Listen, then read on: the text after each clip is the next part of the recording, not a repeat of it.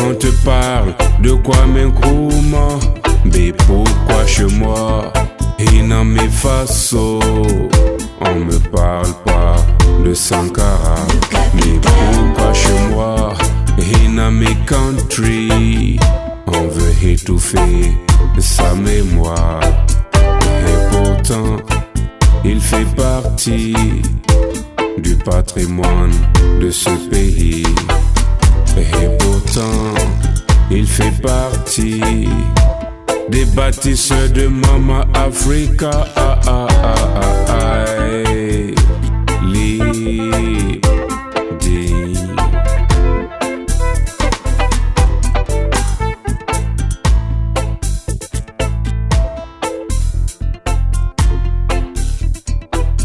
Si tu vas in Ethiopia, on te parle de Selassie Aïcha.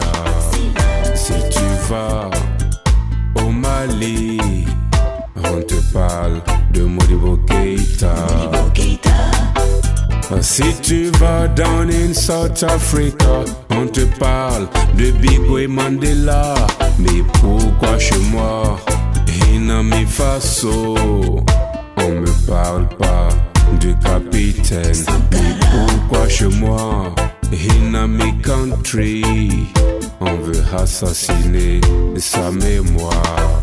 Et pourtant il fait partie des dignes fils de Mama Africa. Et pourtant il fait partie des freedom fighters pour la cause de Mama Africa.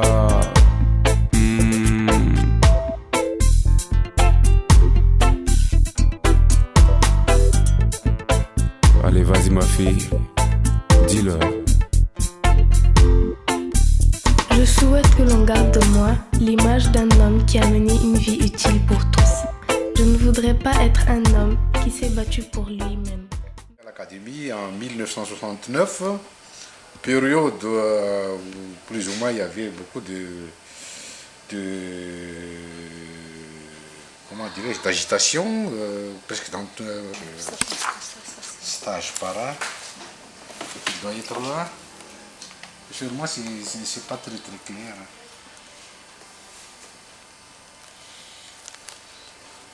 Moi, j'aimerais bien le voir. Là, c'est lui et moi l'exercice de karaté. Mais c'est pas très clair. C'est pas très clair non plus. Là. En fait, il n'y a pas tellement de photos. Il n'y a que toi qu'on voit. Donc ici c'est la photo de l'ensemble. Ce qui est en jaune, c'est le soleil, le rayonnement. Si vous voulez. Notre promotion s'appelait Saina. Saina, c'est le cerveau. Bon. Je suis le général de brigade, John Danielson, à la retraite maintenant. Ça fait 4 ans que je suis parti à la retraite. J'étais de la 4e promotion de l'académie militaire.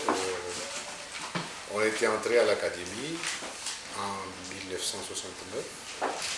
Et à l'époque, il y avait 10 Africains qui étaient venus ici, dont mon camarade Thomas Sankara, qui est de la Haute-Volta, avec son compatriote Saint-Paul Réchon. Donc on a vécu ensemble pendant 3 ans à l'académie militaire. En 1969, vous savez, c'était à l'époque où le monde était en ébullition, où il fallait des changements. Ça a été marqué par la révolution des étudiants en France. Et ça avait un impact ici. Ici aussi, les étudiants commençaient un peu à s'agiter. Alors la République, c'est-à-dire la Première République, sous la présidence du feu tyran Philibert, commençait un peu si vous voulez, à s'inquiéter de la situation. Et ça vient de répercussions sur notre formation parce que tout le temps on était consignés, on était toujours en alerte. Ça nous a formés quand même. Pour en revenir donc avec mon camarade de Sankara, on n'était pas dans la même chambrée, mais on était liés quand même par l'amour du sport. On représentait la promotion dans la course de fond. Et c'est un type qui est vraiment tenace, qui s'accroche à quelque chose quand il veut.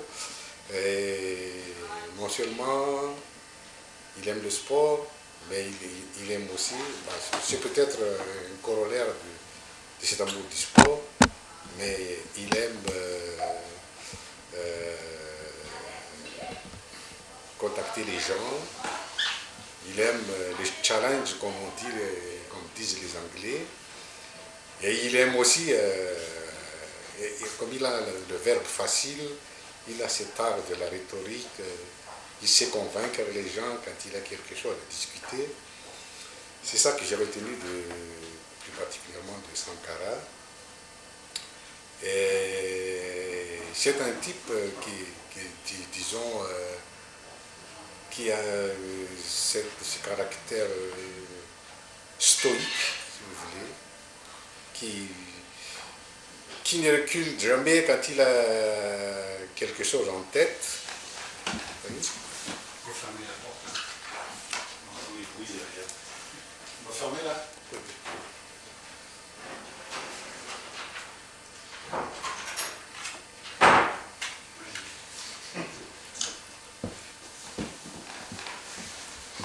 Ça marche, je vais arrêter.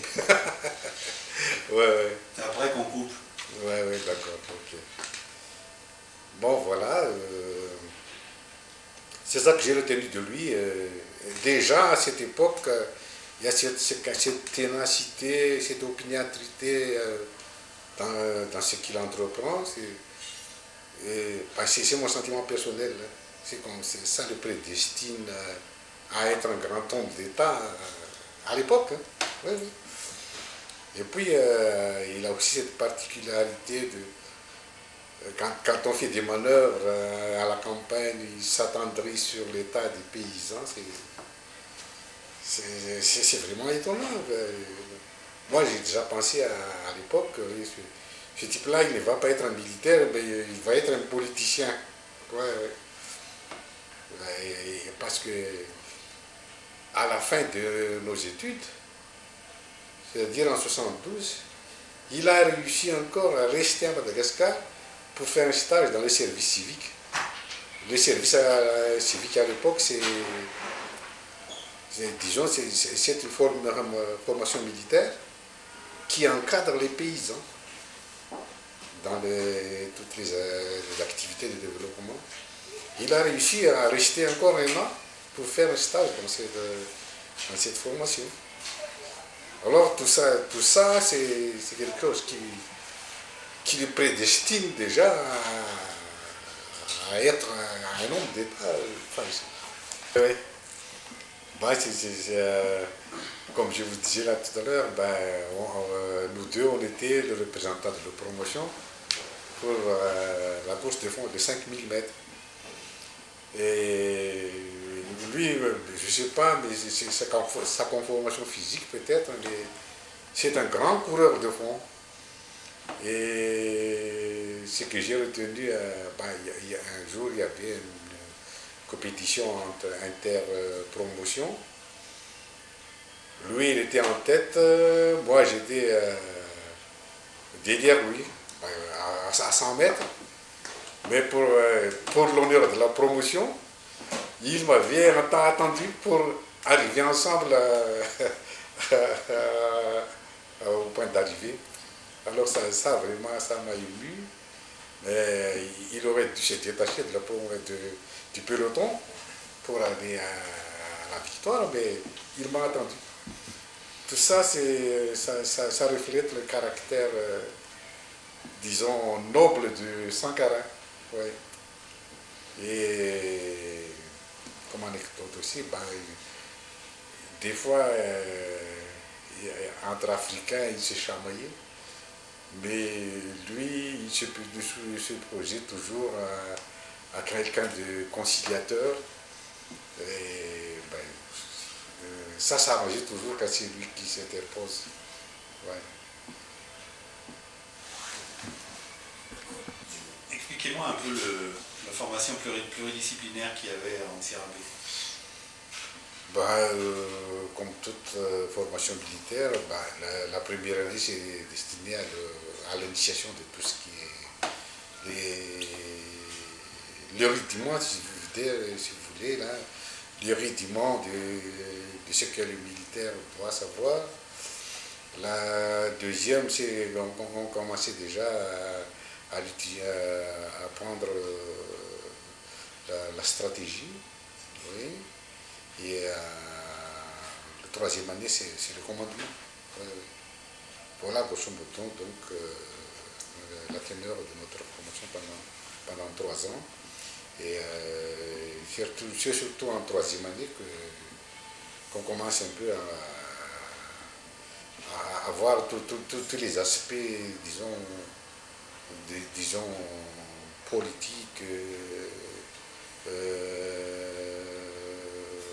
stratégiques, et puis philosophiques, si vous voulez, de ce que c'est qu'une carrière militaire d'un officier, si vous voulez. Voilà.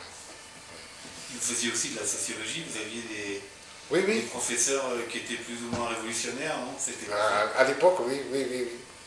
On faisait la sociologie, c'est la stratégie de pénétration dans les milieux autres que militaires, si vous voulez. Et nous, quand on faisait notre stage de sociologie, on faisait les alentours de l'académie, on contactait les paysans. C'est la stratégie de pénétration, si vous voulez. Oui. Vous aviez des professeurs qui étaient connus comme des révolutionnaires? Oui. Un certain Andien Ouelsou, à l'époque, révolutionnaire, c'est peut-être un peu trop... Enfin, le caractère révolutionnaire à l'époque, c'est la soif de changement, si vous voulez, quoi. Oui. Sur le rapport à État paysan, parce qu'au temps de la Première République, disons, c'était encore le néocolonialisme. Les gens se plient aux autorités de l'État. Et ce professeur-là nous enseignait, c'est pas la révolution, mais à voir un peu plus près ce que c'est que le rapport État et puis les gens, quoi. Je ne sais pas comment m'exprimer, mais apparemment il nous disait c'est le moment de réagir, voilà. Ouais. Il ne faut plus se plier. D'une manière diplomatique, vous voyez. Ça ne posait pas de problème avec la hiérarchie militaire? Non. Pas du tout, parce que c'est pas d'une manière, disons, comment on dit ça,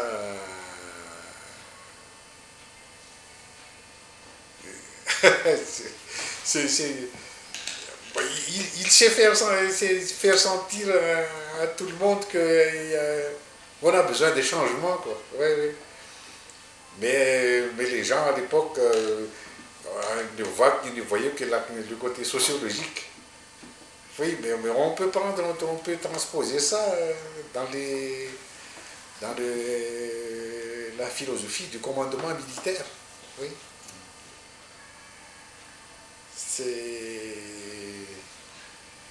Parce qu'en même temps, il y avait le mouvement populaire. En 72. Ouais. Oui, c'était à la fin. C'est à la fin, oui. Mais comme je vous disais, il y avait déjà une certaine agitation, surtout le MFM à l'époque qui entraînait les étudiants dans la rue. Oui. Mais ce qui a entraîné la chute du régime, de la Première République. Voilà. Que dire encore? Comment Sankara se comportait dans les cours? Est-ce qu'il était bon? Par exemple, quand vous avez dit qu'il donnait des qualités qui montraient qu'il pouvait devenir chef d'État, ça se manifestait comment? Vous avez des souvenirs précis? Comme je vous disais, le fait d'arranger les litiges entre nous, quand il y a quelque chose, enfin, la manière d'exposer des choses, comme je vous disais, il avait le verbe facile, l'art de la rhétorique, quoi. Ouais, ouais. Moi, comme moi, par exemple, moi, je ne suis pas doué pour faire des speeches comme ça, mais lui, c'est naturel, ça vient, les mots viennent comme ça, et puis les mots justes, convaincants, voilà.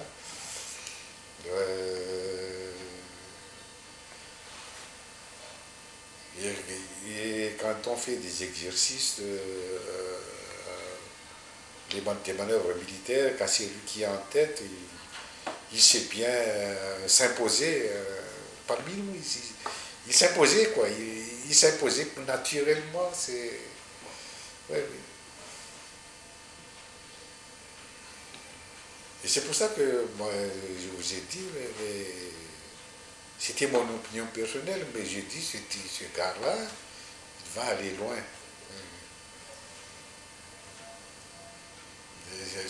Cette prédisposition à toujours arranger les choses, à convaincre les gens, c'est une qualité de chef d'État, ça. Ouais. Et il y avait des problèmes entre les Africains et les Malgaches?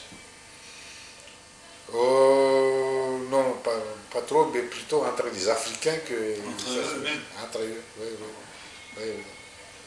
Parce qu'à Madagascar, on dit que en 1947, les Français avaient envoyé les Africains pour tuer les gens. Non, mais dans la promotion, c'était pas ça.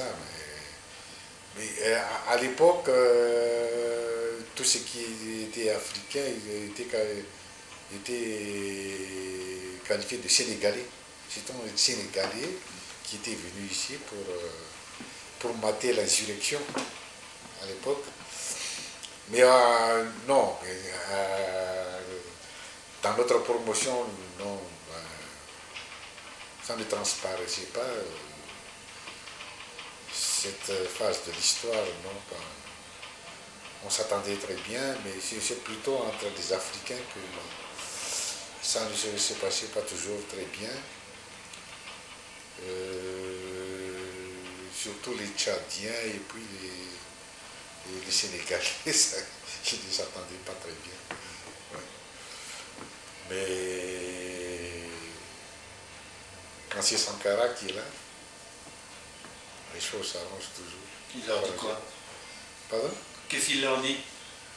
Bon, n'importe quoi, mais il y a une façon de toujours convaincre les deux, disons, belligérants, c'est trop dire, mais les deux antagonistes.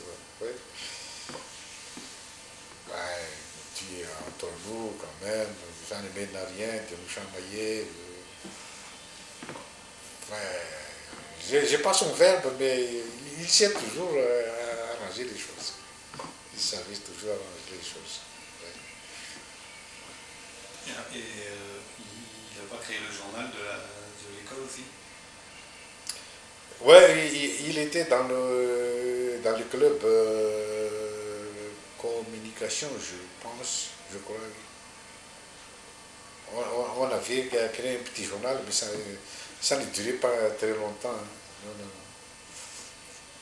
Mais il écrivait toujours. Oui. Vous n'avez pas des exemplaires? Non.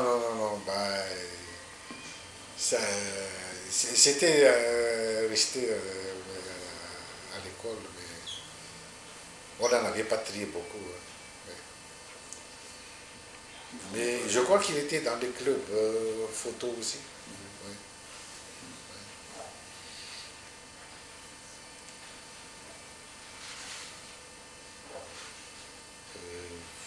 Voilà. C'est pas...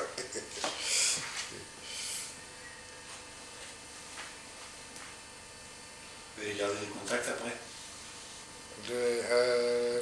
Quand il a fait son stage en service civique, vous avez gardé des contacts avec lui?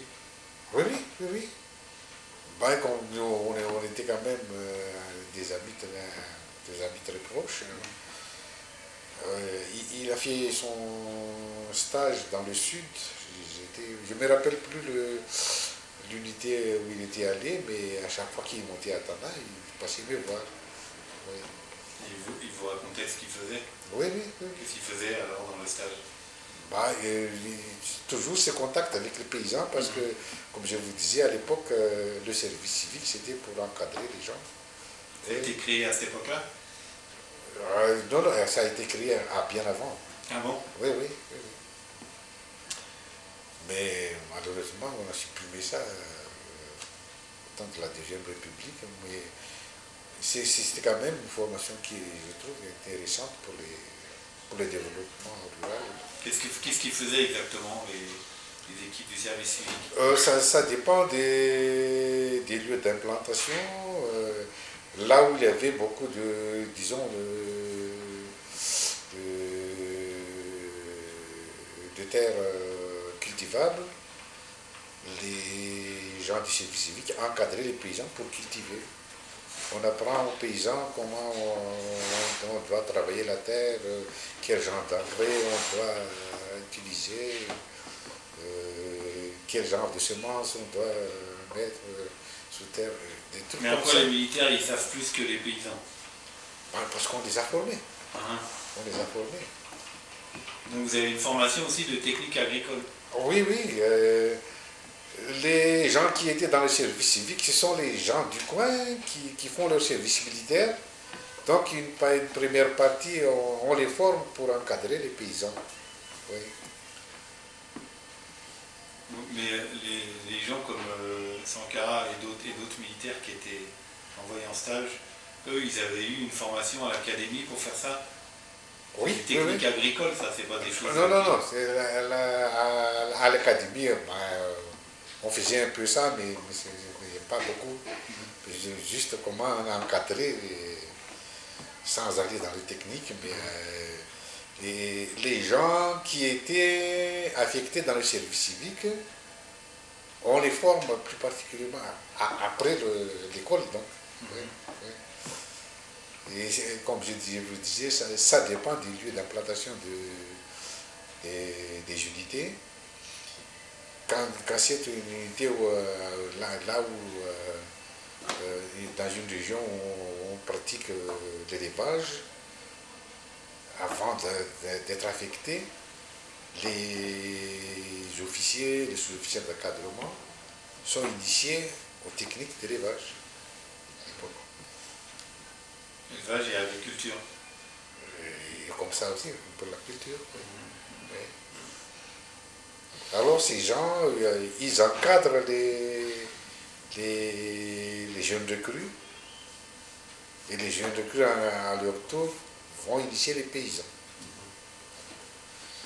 Ça a été créé donc la Première République, et en 72, parce que là c'est de la période du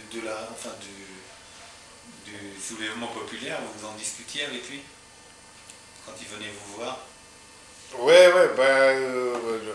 lui en particulièrement, il nous a dit qu'à l'époque, ça c'est un modèle que je vais amener dans mon pays, je vais suggérer les autorités à en faire de même, surtout les services civiques. Et je ne sais pas si... Je crois qu'il avait créé ce genre d'unité. Il n'a pas tout à fait créé ça, mais il a fait en sorte que les militaires fassent de l'élevage et des choses comme ça. Ah bon. Non mais je veux dire, des questions politiques, vous en avez discuté? Non, justement, on ne discutait jamais politique. Ah bon? Ouais. Mais c'est par la suite que j'ai appris que son compatriote Saint-Poré, lui, n'était pas du même bord. Ouais. Mais bon, le fait qu'il y ait quand même un mouvement populaire n'a pas entraîné des discussions entre vous. Il ne voulait pas discuter politique avec les militaires malgaches, mais- Du moins, d'après ce que je sais, là, il a fait un peu de réserve. Là. On ne discutait jamais politique. Hein. Et pendant les loisirs, vous faisiez quoi alors? Pardon? Pendant vos loisirs? Au temps libre? À l'époque, du moment qu'on a un temps libre, on montait à Tana, on n'était jamais ensemble. Voilà. Parce que lui, il restait là-bas. Oui, il restait là-bas, justement, contrairement à son compatriote qui monte toujours à Tana pour faire du gna-gna-gna, lui, il est toujours là, studieux, et puis ils sont un peu dans la ville en thérapie, mais toujours pour contacter les petites gens, là, c'est... Il aime bien causer avec les gens, là, même des gens dans la rue, là.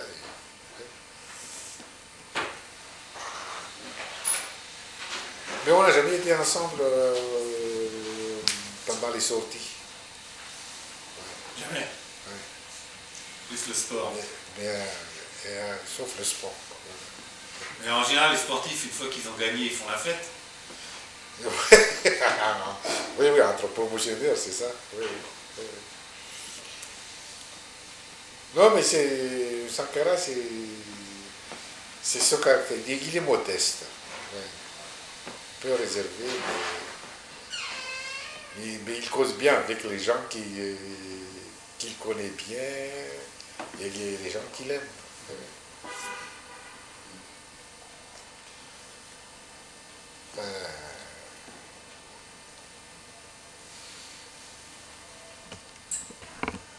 Je dis qu'entre gens du même âge, quand même, moi, je le trouvais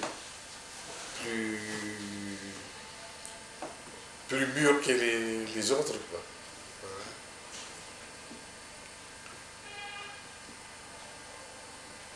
Il avait une maturité prématurée, si vous voulez.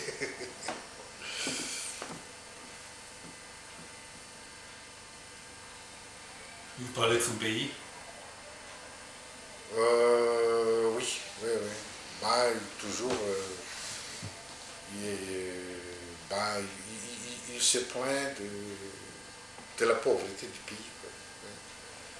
Déjà, il n'y a pas assez de pluviosité. C'est un pays qui est... Je ne sais pas si c'est vrai, c'est désertique. C'est pays désertique, ouais. Ah bon? Ouais. Il pleut 2 ou 3 mois dans l'année. Ah ouais.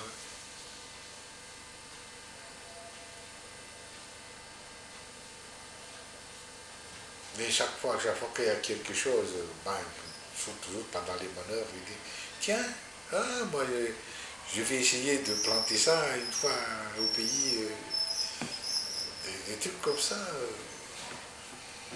Il parlait même à l'époque d'amener des plantes de ravinal. Ça fait quoi ces plantes-là? Des plantes voyageurs, vous ne savez pas L'arbre du voyageur. L'arbre des voyageurs. Parce que ces plantes, cet arbre a la particularité quand on incise, ça produit de l'eau qu'on peut boire. C'est pour ça qu'on dit prendre l'arbre des voyageurs, les gens quand ils ont soif, pendant une longue marche comme ça, ils incisent, on peut en boire. Ouais. Je ne sais pas s'il avait réussi à en amener. Bon, vous pouvez essayer d'expliquer le contexte politique un peu, en quoi consistait le mouvement populaire et qu'est-ce qui s'est passé, etc.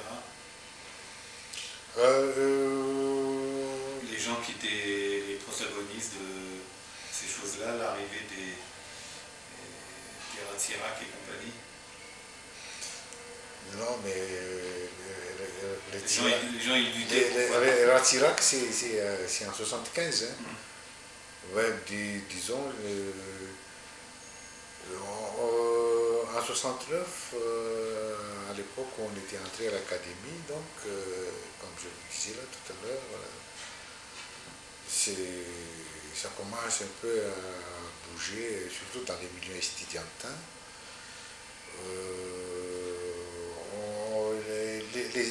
Les étudiants ne voyaient pas de très bon oeil disons, ce caractère néocolonial du régime à l'époque. Ouais. Parce que là, les conditions de travail dans les écoles n'étaient pas très très bien. Les gens nantis, c'est-à-dire les gens au pouvoir, pouvaient payer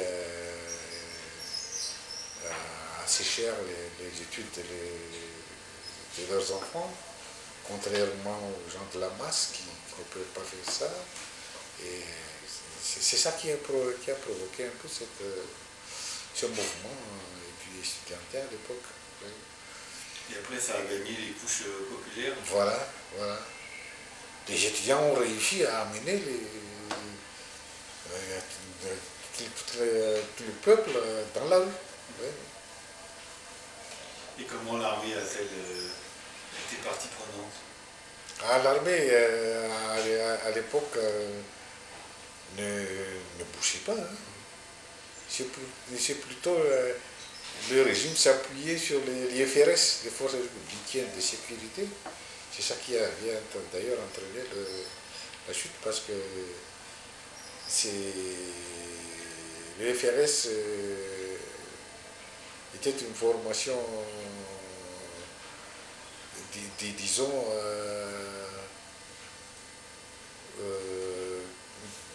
paramilitaire, qui n'était pas formée pour disons,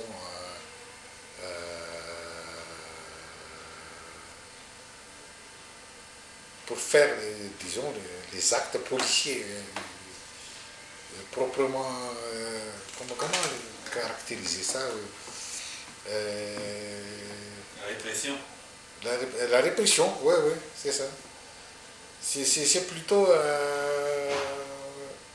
une formation qui n'avait pas de formation pour faire je sais pas pour réprimer, mais c'est pour arranger. Je ne trouve pas le mot là. Voilà. Vraiment,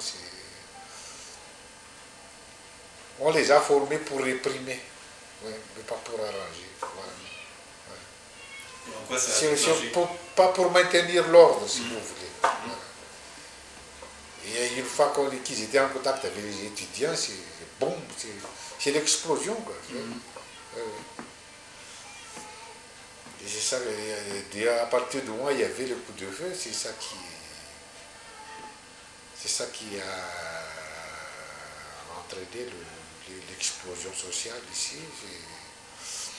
et qui a entraîné la chute du régime. C'est en quelle année la chute du régime?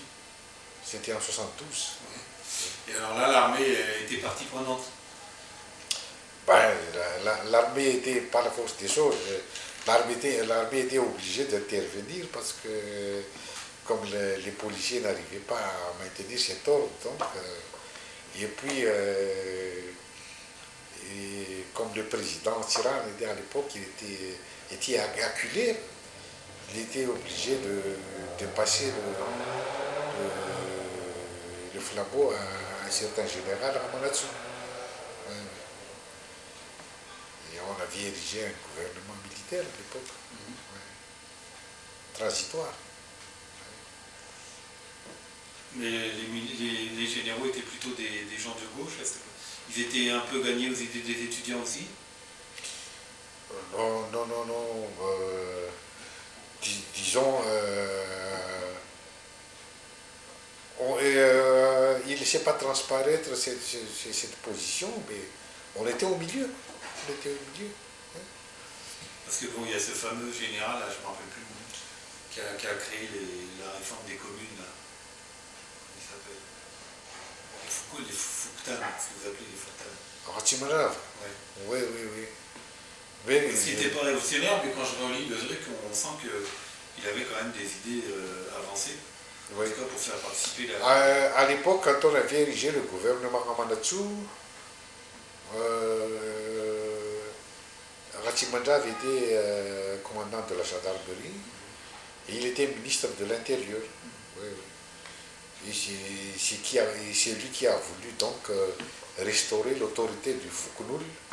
Le Foukonoul, c'était une formation au temps de la royauté qui, disons, c'est l'unité, la cellule élémentaire du commandement de la royauté à l'époque. Oui. Et il a voulu restaurer ça. Donc. Oui. C'est pas, je ne dirais pas que c'est une idée de gauche, mais... c'est quand même... bon, ça c'était présenté comme ça, mais semble-t-il c'était redonner du pouvoir à la population de base, aux communautés de base. Voilà, oui. Donc ça c'est en soi une avancée démocratique en tout cas. Voilà, oui. Il a voulu restaurer ça, mais moi je dirais que c'était d'une manière précipitée. Et ça a précipité aussi sa chute d'ailleurs. D'ailleurs on l'a assassiné. C'est lui qui a été assassiné? Oui, en 1975. Oui. Mais ça c'était des problèmes entre les militaires de qui allait diriger le pays, non? Là, je ne sais pas. Parce qu'il est toujours pas... Jusqu'à maintenant, ça n'a pas été élucidé. Ah bon? Mais vous avez autre idée? Les militaires ils doivent savoir qui c'est qui l'a tué. Oui, je ne vais pas m'avancer trop là-dessus. Parce que lui, Ramanatsou, il était là en tant que président, disons, pour mater, c'est pas pour mater, mais pour arranger, donc, pour calmer, voilà, pour calmer les gens. Et il était à la veille de sa retraite aussi, à l'époque. Et en 1975, il a dit, bon, moi je passe le flambeau au général André Mazo.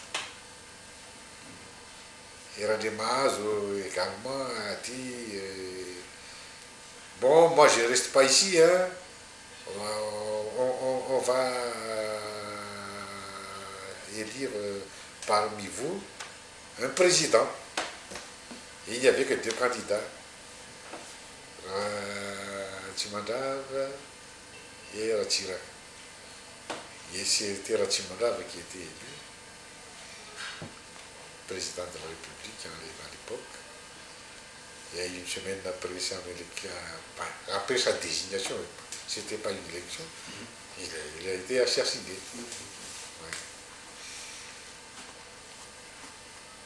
Ouais. Et après son retour au Burkina, vous avez continué à garder des contacts? Oui, on s'écrivait de temps en temps, mais vu sa fonction, des fois il ne me répondait plus. Ah bon? Oui, mais il fut un temps où il était revenu ici. Ah bon? C'était pas... Il est revenu quand Rassira qui était au pouvoir? Oui. Quand il était président alors? Oui, quand il était président. Il avait appelé toute la promotion. Oui. On a discuté pendant 10 minutes et après, il n'avait pas eu beaucoup de temps. Oui. C'était en tant que chef d'État qu'il était là, mais il avait quand même évité la promotion. Oui.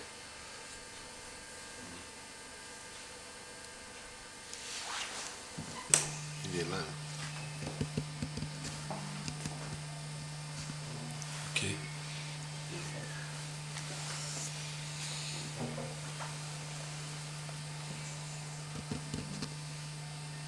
Qu'est-ce que ça veut dire, ce qu'il y a derrière là? ou en attendant pour la patrie, c'est la devise de l'école.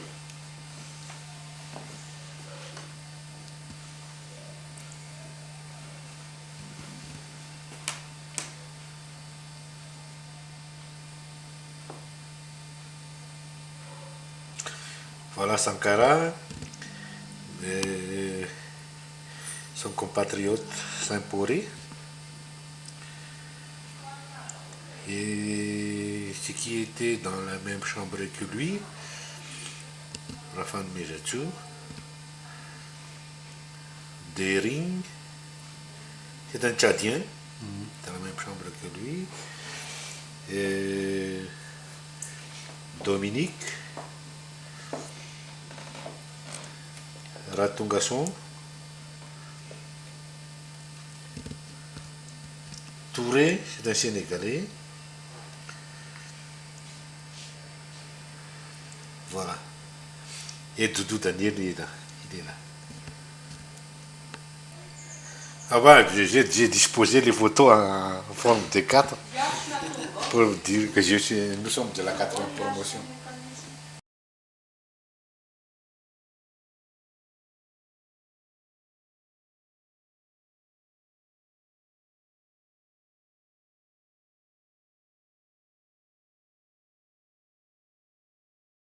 Je suis actuellement général en retraite, mais il est officier pour la même promotion que Thomas Sankara.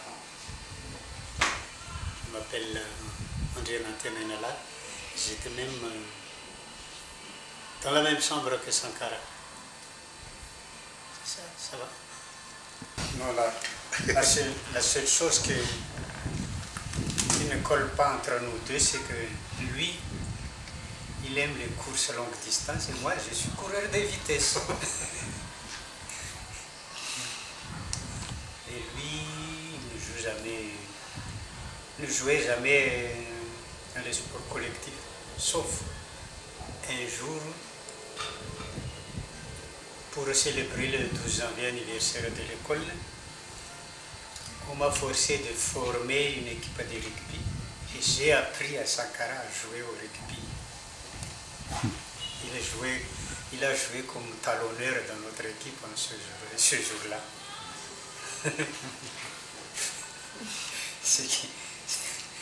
Mon souvenir pour le rugby, c'est que comme adversaire, on avait les encadrements. Ils étaient tous des Français en ce temps-là. Et dans la mêlée, Sankara a trouvé le moyen de briser le molle, l'équipe adverse. Il a dit, je vais frotter leurs oreilles avec mes cheveux crépus, alors ils ne vont pas résister. Et effectivement, ça a porté.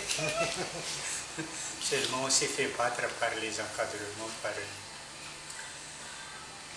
3-0, parce que les encadrements sont tous des Français qui savent jouer au rugby. Mais les Africains de l'académie militaire sont des anciennes colonies françaises. Alors ils ne jouent pas le rugby, ils jouent le foot. Il y avait combien d'Africains dans la même promotion? C'était 10. 2 voltaïques, c'est-à-dire 2 Burkinabés, 4 Congolais, 2 Congolais, 4 Tchadiens, 2 Sénégalais. Voilà. Et vous étiez dans sa chambre là? J'étais dans sa chambre et Sankara était le plus sportif des 10, avec les 2 voltaïques, ils étaient tous 2 sportifs. Il paraît que dans sa chambre, il n'y avait jamais de bagarre. Jamais de bagarre, mais il y a toujours des discussions et la musique. Notre chambre, chaque jour, était transformée en jukebox avec la musique et puis les blagues. Et l'autre continental qui était dans notre chambre, c'était un Tchadien. Dering Gabriel, lui aussi, il était ministre des Affaires étrangères de Gukuniwede. Ah bon? Oui, c'était dans son bureau aussi qu'il a été assassiné. Donc les deux Africains qui étaient dans notre chambre s'étaient assassinés. Tchadien. Ah oui. Vous avez dit qu'il était fan de journalisme. Il était même élève officier et directeur du club Info de l'école. Il a créé même un journal de l'école intitulé... Je ne me rappelle plus du nom. Mais... Comment on a appelé le journal là? Ah, j'ai oublié. C'est la vieillesse. Ouais. Mais il a été programmé toujours à l'école une journée d'information. Et lui, il dirait ça, ralliement. Le journal s'appelait Ralliement. Il a été vraiment admiré par les encadrements à cause de ça. Parce qu'il était vraiment loquace. Il parle facilement, il lance facilement ses idées.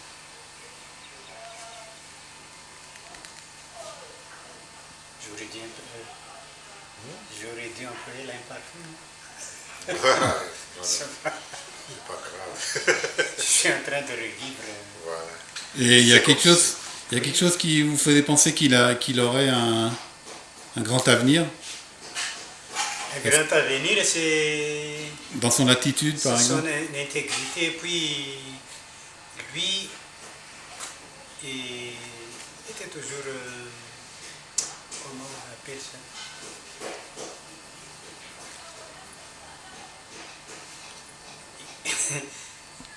Il a comme impression, moi, je m'embrouille facilement, je me débrouille, puis je m'embrouille, je me rembrouille, ainsi de suite, mais il s'en sort toujours.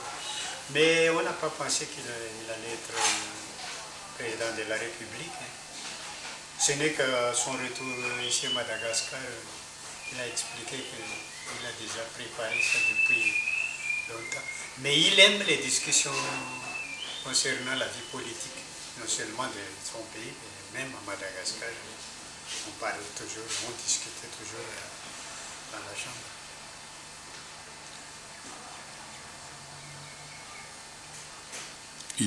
Il aimait la photo, il paraît aussi.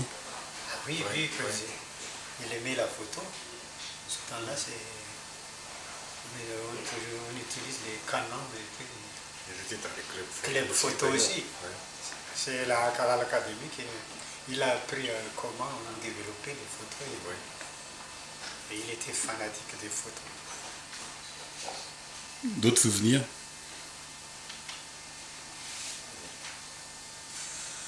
Le souvenir, c'est que à l'école, quand on passe à l'académie militaire pendant 3 ans, en 3e année, on se croit déjà croulant. Et puis... Mais Sankara, il a pu défendre son hobby. Là. Il a décroché les médailles de l'école en cross académie pendant 3 ans.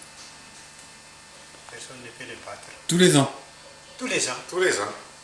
Moi, j'ai toujours... C'était notre pilier donc, pour les courses de fond. On décroche toujours la coupe. Parce qu'on attribue une coupe de cross école. Et lui, quand il la première médaille, et puis avec lui, le promotionnaire derrière. Parce que c'était les cross écoles, c'est genre challenge de nombre. Chaque promotion engage le même nombre. Et au fur et à mesure de l'arrivée, on additionne les numéros d'arrivée. l'ordre d'arrivée, on additionne les équipes. Et la promotion qui obtient le moindre total qui décroche la coupe avec Sankara à tête. La promotion court bien, mais... Oui, je traîne la promotion à 5 mm, c'est ça que je dis. Lui, il est toujours près de moi, je suis l'éternel second. Et la promotion a été bien représentée quand même. C'est notre politeur. L'éternel second.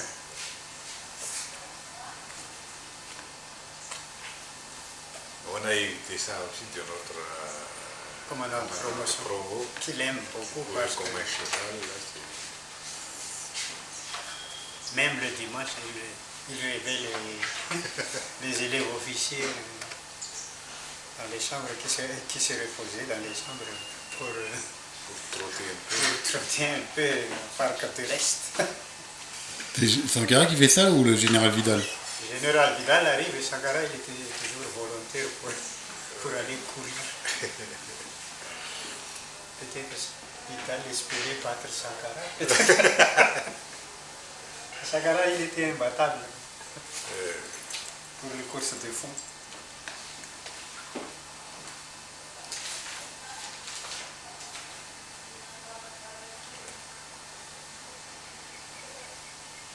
Et puis,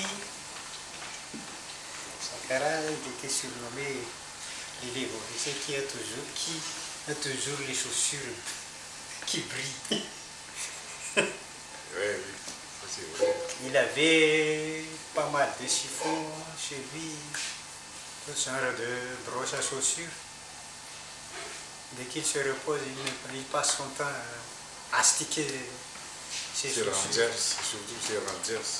Et là, comme il est du noir imbattable. brillant. Le commandant de l'école même l'a convoqué un jour pour lui demander comment il fait pour faire briller les chaussures. Et ça brille.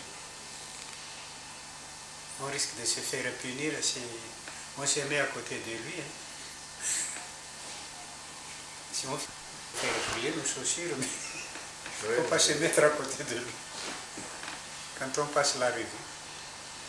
Heureusement pour moi, il est un peu grand et il se trouve à côté de ses camarades. Mais moi, je suis derrière, alors on ne peut pas faire la comparaison. Voilà. Ouais, mais moi j'ai marqué quand il était devenu président, sur les journaux, les revues, là, il a toujours ce souci de tenue bien soignée. Oui. Ouais. C'est resté quoi. Ça, tu l'as vu quand il est passé en tant que président? Oui, on nous a convoqué à Fietana. Tu n'étais pas là? C'était à Majinga. Ah oui. Nous ne pouvons pas être complices des fossoyeurs de Mama Africa. Nous ne pouvons pas être complices de ceux qui assassinent la mémoire. Et pourtant, il fait partie du patrimoine de ce pays. Et pourtant, il fait partie des bâtisseurs de Mama Africa. Libre, digne.